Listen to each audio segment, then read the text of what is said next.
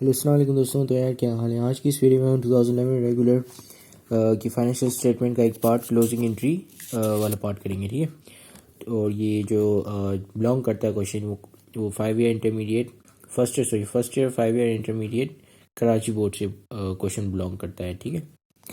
तो closing entry के बनाने से पहले हम जान लेते हैं कि भाई क्लोजिंग एंट्रीज होती क्या हैं, ठीक है।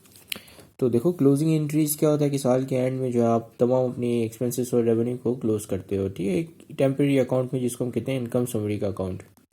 इसका जो आंसर होता है बिल्कुल सेम होता है जो आपका प्रॉफिट और लॉस स्टेटमेंट का जो आंसर होता है, ठीक है। यानी कि उससे जो भी लॉस या प्रॉफिट आ रहा होता है उसका मतलब जो भी आंसर प्रॉफिट या लॉस होता है उस इनकम समरी का भी सेम एग्जैक्टली वही अमाउंट होती है, ठीक है।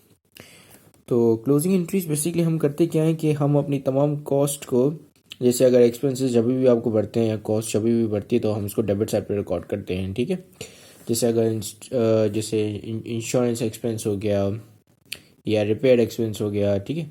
अब कॉस्ट में ये तमाम चीज़ें जो मैंने आपको भी बताई हैं एक्सपेंसेस में शुमार होती है, ठीक है। सैलरी एक्सपेंस, एडवर्टीजमेंट एक्सपेंस, ठीक है, रिपेयर एक्सपेंस, तो ये तमाम चीज़ें जो है वो एक्सपेंसेस में शुमार होती हैं। कॉस्ट में कौन सी चीज़ें शुमार होती हैं, जैसे ओपनिंग इन्वेंट्री, ठीक है, this is your cost, purchases is your cost, ठीक है। तो क्योंकि ये जो है कॉस्ट ऑफ गुड्स सोल्ड को इंक्रीज़ करते हैं जिसकी वजह से हम इसको अपनी कॉस्ट मानते हैं, ठीक है। कॉस्ट ऑफ गुड्स सोल्ड क्या है, दिस इज़ आवर कॉस्ट, ठीक है। हमने जो गुड्स सेल किया गया वो हमें कितने के पड़े, ठीक है, that is our cost of goods sold, ठीक है। तो ऐसी चीज़ें जो कि हमारी रेवेन्यू को घटा देती हैं, ठीक है, और हमारी जो कॉस्ट ऑफ गुड सोल्ड है उसको इंक्रीज करते हैं, उसको हम कहते हैं कॉस्ट, ठीक है। This is our cost. और कॉस्ट और एक्सपेंसेस को हम क्लोज कर देते हैं और ये दोनों चीज़ें जो है वो एक जैसा ही बिहेव करती हैं, ठीक है। यानी कि भरने से वो डेबिट साइड पे होती हैं तो उसको क्लोज करने के लिए हमें इनको उठा के उतनी अमाउंट से क्रेडिट साइड पे रिकॉर्ड करना होता है, तभी जाके ये क्लोज हो जाएंगी, ठीक है। अगर आपको कोई भी एंट्री को क्लोज करना हो, कोई भी एंट्री हो, लाइबिलिटी हो, रेवेन्यू हो, ठीक है, या एसेट हो, तो जिस साइड पे वो भर रहा है उसको उतनी साइड से ही उतनी अमाउंट से, जिस अमाउंट से वो बढ़ रहा है उसको उतनी अमाउंट से पकड़ के कम कर दो तो ये खत्म हो जाएगा, ठीक है। लेट सपोज कि अगर वो एसेट है वो डेबिट साइड पे रिकॉर्ड हुआ है 5,000 से, अब आप उसको क्लोज किस तरीके से करोगे, आप उसको पकड़ के क्रेडिट कर दोगे और जिस अकाउंट में आपने क्लोज करना है उस अकाउंट का नाम लिख लोगे, ठीक है। क्लोजिंग एंट्रीज में हम जो हो एसेट्स होते हैं या लाइबिलिटीज होते हैं ये हम रिकॉर्ड नहीं करते, ठीक है, क्योंकि ये इनकम स्टेटमेंट की तरह होती है और इसमें सिर्फ हम तमाम अपनी कॉस्ट, एक्सपेंसेस और रेवेन्यू को क्लोज करते हैं, ठीक है। ये ऐसी चीज़ें जो कि ऐसी चीज़ें जिन्होंने हेल्प की है रेवेन्यू को इंक्रीज करने में, ठीक है। अब कौन सी ऐसी चीज़ें होती हैं जो कि हेल्प करती है रेवेन्यू को इंक्रीज करने में, तो इनमें शुमार होती हैं परचेज रिटर्न, ठीक है, क्योंकि क्या है कि परचेज रिटर्न जो है कॉस्ट ऑफ गुड्स सोल्ड को कम कर देगी, ठीक है। तो इसका मतलब कि हमारी कॉस्ट कम हो रही है। ऐसी चीज़ें जो कि कॉस्ट को बढ़ाए वो हमारी कॉस्ट है, ऐसी चीज़ें जो कि हमारी कॉस्ट को कम करें जैसे परचेज रिटर्न हो गया, ठीक है। कि परचेज करेंगे तो ऑब्वियसली हमें सामान खरीदने के लिए हमें कॉस्ट पड़ेगी, ठीक है। कि जब सामान खरीदेंगे तो जिस सप्लायर से खरीदेंगे, जिस वेंडर से खरीदेंगे उसको पैसे भी तो देंगे ना। सो जो पैसे हमने दिए वो हमारी कॉस्ट है, ठीक है। तो जिसकी वजह से ऐसी चीज़ें जो कि इस कॉस्ट को कम करती हैं, जैसे परचेज रिटर्न हो गया, ठीक है, परचेज रिटर्न हो गया, या मर्चेंडाइज इन्वेंट्री एंडिंग हो गई, ठीक है। मर्चेंडाइज इन्वेंट्री एंडिंग इस तरीके से हमारी कॉस्ट ऑफ गुड्स सोल्ड को कम करती है। अगर आपको इनकम स्टेटमेंट का पैटर्न पता हो कि हम जो है वो सबसे पहले ओपनिंग इन्वेंट्री लेते हैं, उसमें परचेजेस प्लस करते हैं, ठीक है। फिर अगर परचेज रिटर्न या डिस्काउंट होता है तो वो लेस कर देते हैं, ठीक है। तो ये क्या करता है, परचेज रिटर्न और परचेज डिस्काउंट हमारी कॉस्ट ऑफ गुड्स सोल्ड को कम करेगा ऑब्वियसली, ठीक है। और जो एंडिंग इन्वेंट्री होती है क्या होती है, वो भी लेस हो जाती है, जो कि total goods of sold sorry total goods available for cell के लिए, सेल में से, ठीक है। Total goods available for cell किससे आता है, जब आप अपनी ओपनिंग इन्वेंट्री को प्लस कर देते हो परचेजेस से, ठीक है। अब ओपनिंग इन्वेंट्री और परचेजेस को क्यों प्लस करते हैं, देखो साल के जब एंड होता है, साल के एंड में जब कोई इन्वेंट्री कुछ बच जाता है, कुछ माल बच जाता है एक बिजनेस मर्चेंडाइजिंग बिजनेस के पास, तो वो क्या करता है उस माल का, वो जो माल है उसको बोलता है कि ये मेरा एंडिंग का माल है, ठीक है, मतलब मेरा साल ख़त्म हो रहा है और इतना माल मेरे पास बच गया है, ठीक है। अब जब दूसरा साल शुरू होता है तो दूसरा साल का वो ओपनिंग होता है, तो अब जाहिर सी बात है पूरे साल वो थोड़ी सी इन्वेंट्री, तो वो जो बची कुची इन्वेंट्री वो तो नहीं बेचेगा ना, वो क्या करेगा आगे और ज़्यादा परचेजेस करेगा और नई इन्वेंट्री खरीदेगा, ठीक है। तो ओबियसली जो वो नई इन्वेंट्री खरीदता है उसको हम कहते हैं परचेजेस, ठीक है। तो वो परचेजेस जो है उसमें पुरानी इन्वेंट्री में एडअप हो जाते हैं, तो हमारे पास total goods available for sale आ जाती है। फिर उसमें से जो है हम लेस करते हैं अपनी एंडिंग इन्वेंट्री, ठीक है। तो एंडिंग इन्वेंट्री क्या है कि वो कॉस्ट ऑफ गुड्स सोल्ड को कम कर देती है, तो जिसकी वजह से ये एंडिंग इन्वेंट्री हमारे रेवेन्यू को हेल्प आउट कर रही है बढ़ने में, ठीक है। कि जितनी कम कॉस्ट ऑफ गुड्स सोल्ड आएगी उतनी ज़्यादा हमारी सेल्स होंगी, ठीक है, या उतनी ज़्यादा सेल्स में से, क्योंकि आप क्या करते हो कि सेल्स में से कॉस्ट ऑफ गुड्स सोल्ड निकाल देते हो, ठीक है। तो या तो फिर आप कॉस्ट ऑफ गुड्स सोल्ड को कम कर दो तभी भी आपका प्रॉफिट, ग्रॉस प्रॉफिट बढ़ेगा, या तो फिर आप कॉस्ट ऑफ गुड्स सोल्ड को इतनी रहने दो लेकिन सेल्स बढ़ा दो तभी भी आपका ग्रॉस प्रॉफिट या मार्जिन जो है वो बढ़ जाएगा, ठीक है। तो अब हम क्या करेंगे कि सबसे पहले हम तमाम अपने एक्सपेंसेस और कॉस्ट उठाएंगे और उनको क्लोज कर देंगे, ठीक है। क्लोज करने के लिए हमें इनको क्रेडिट साइड पे रिकॉर्ड करना होगा, क्योंकि जब भी हमारी कॉस्ट और एक्सपेंस बढ़ता है तो हम इसको डेबिट साइड पे रिकॉर्ड करते हैं, ठीक है। तो चलिए अब हम पहले छानते हैं कि कौन कौन सी चीज़ें हमारे पास यहाँ पे एज अ एक्सपेंस या कॉस्ट अवेलेबल है, ठीक है। तो ये आपके पास फाइनेंशियल स्टेटमेंट की तमाम जो अकाउंटिंग टाइटल्स होते हैं वो तमाम यहाँ पे मौजूद हैं, ठीक है। और हमें सिर्फ जो इनकम स्टेटमेंट का आइटम्स है हमें सिर्फ वही पिकअप करने हैं, ठीक है। इसमें से हम जो बैलेंस शीट के जो आइटम्स होते हैं वो हम क्लोजिंग एंट्रीज में नहीं लेते हैं, ठीक है। तो सबसे पहले हमारे पास कैश इन हैंड है 35,000 का, which is a balance sheet item, ठीक है। तो हम इसको नहीं उठाएंगे, ये भी नहीं उठाएंगे, ये भी एसेट है, ये कैपिटल है, ये भी बैलेंस शीट का है, ठीक है। Accumulated depreciation, this is your balance sheet item, ठीक है। डेप्रिसिएशन एक्सपेंस जो होता है वो इनकम स्टेटमेंट का आइटम होता है। तो अब अभी फिलहाल हम सिर्फ इनकम स्टेटमेंट के आइटम ढूंढ रहे हैं, क्योंकि क्लोजिंग एंट्री में आप जो है वो इनकम स्टेटमेंट का आइटम लगाते हो, ठीक है, या उनको क्लोज करते हो। तो डेप्रिसिएशन अक्यूमुलेटेड डेप्रिसिएशन ये बैलेंस शीट का है, ठीक है। मशीनरी जो है वो 2,20,000 रुपीज़ की, this is also your fixed asset which goes into the balance sheet, तो ये भी बैलेंस शीट का आइटम है। Then you have accumulated depreciation और मशीनरी, ठीक है, ये भी नहीं है। Purchases, this is your income statement item, ठीक है। और परचेजेस क्या करता है, हमारी कॉस्ट को इंक्रीज करता है, ये हमारी कॉस्ट है तो हम इसको क्रेडिट साइड पे क्लोज कर देंगे इनकम समरी में, ठीक है।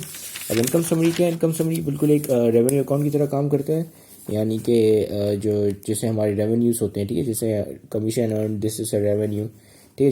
जब भी बढ़ते तो हम उनको क्रेडिट करते हैं और जब भी घटते हैं तो हम उनको डेबिट करते हैं, ठीक है।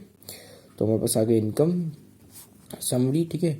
अब क्योंकि ये जो है जाहिर सी बात है हमारे जितने भी एक्सपेंसेस वगैरह क्लोज होंगे तो ये क्रेडिट डेबिट साइड पे रिकॉर्ड होगा, क्योंकि इनकम समरी में से आप जो तमाम अपने एक्सपेंसेस वगैरह तमाम चीज़ें इनकम समरी में क्लोज करते हो, यानी कि वो इनकम समरी में से माइनस होते हैं, ठीक है। यानी इनकम समरी में से उनकी अदायगी होती है, ठीक है।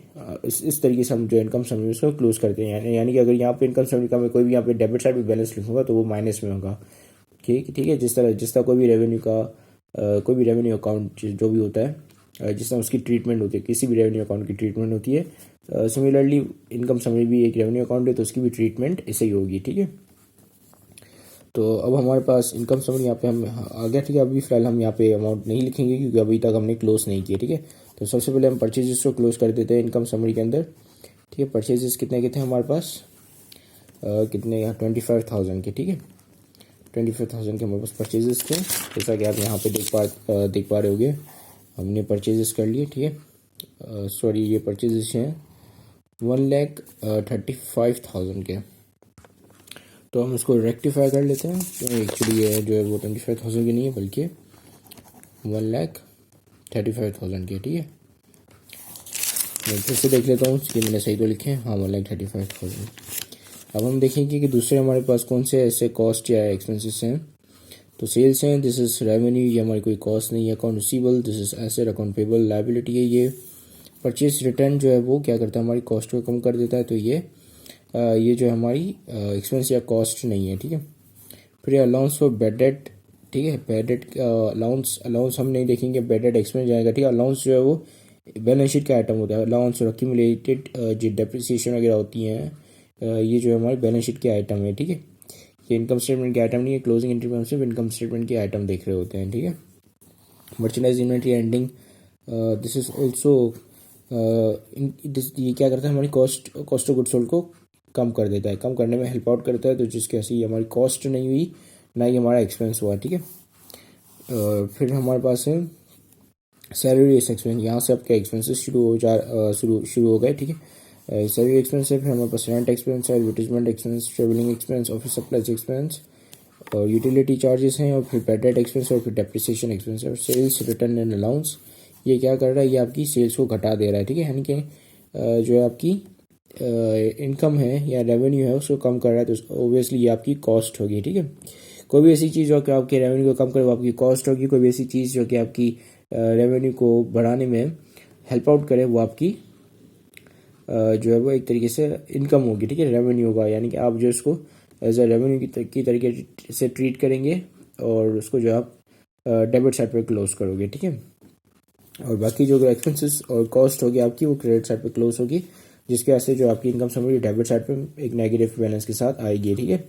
और क्रेडिट साइड पे जो इनकम समरी है वो पॉजिटिव बैलेंस होता है, फिर आखिर में आप उसको डेबिट क्रेडिट माइनस प्लस करके जो भी आपका अगर नेगेटिव में आंसर आता है तो उसका मतलब कि आपके पास नेट लॉस आ रहा है, और अगर पॉजिटिव में आंसर आता है तो उसका मतलब आपके पास नेट प्रॉफिट आ रहा है, ठीक है। फिर आप जो इसको क्लोज कर देते हो कैपिटल के अंदर, ठीक है।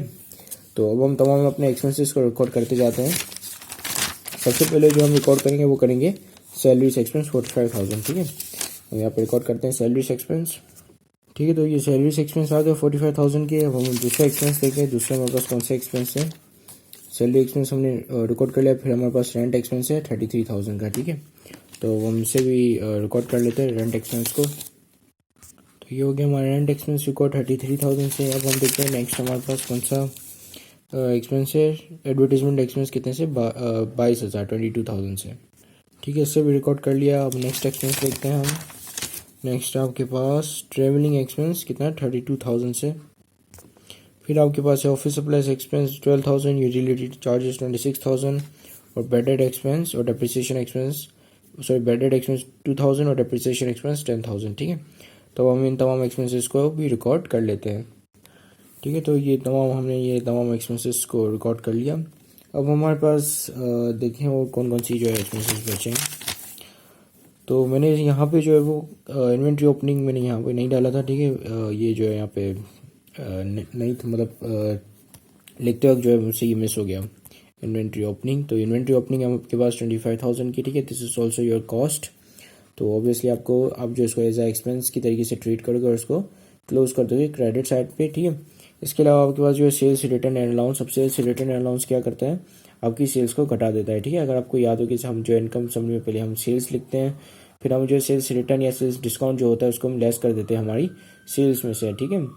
फिर हमारे पास क्या आता है, नेट सेल्स आता है, ठीक है। तो नेट सेल्स से सेल डिस्काउंट और या सेल्स रिटर्न जो है क्या करता है, हमारी नेट सेल्स को यानी कि हमारे रेवेन्यू को घटा रहा है, ठीक है।